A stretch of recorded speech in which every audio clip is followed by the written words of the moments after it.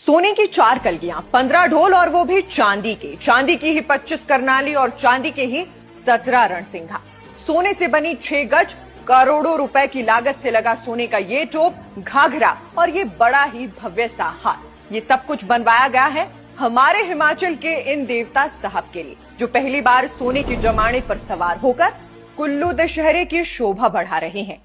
सृष्टि के रचयिता, तीनों लोक के पालनहार विष्णु अवतार देवता साहब बड़ा छमाहू जी अपने पूरे लाव लश्कर के साथ इस बार के दशहरे में पधारे हैं और बताया ये जा रहा है कि देवता जी पूरे कुल्लू के एकमात्र ऐसे देव हैं जिनके भक्तों ने आपसी सहमति के बाद देवता जी के लिए सोने के जमाने बनवाए हैं। आपकी जानकारी के लिए बता दूं कि छमाहू शब्द का मतलब ही है 6 स्वरूप, यानी ब्रह्मा, विष्णु, महेश आदि शक्ति और शेष की सामूहिक शक्ति, और इन्हें ही ओम का पर्याय भी कहा जाता है। इसलिए देवता बड़ा छमाहू कुल्लू में 12 भड़ के आराध्य माने जाते हैं। क्योंकि हमारे ये देवता जी विष्णु अवतार हैं, ऐसे में उनके लिए एक चांदी का पंचजन्य शंख भी बनवाया गया है और इन तमाम आभूषणों, वाद्य यंत्रों और जमाने को बनाने के लिए पूरे 6 महीने का वक्त लगा। वैसे तो ये सभी चीजें पिछले साल दिसंबर में ही बनकर तैयार हो गई थी, मगर इनका पहला इस्तेमाल इस बार के दशहरे में हो रहा है। बाकी हमारे इन देवता साहब की कोठी कोटला गांव में है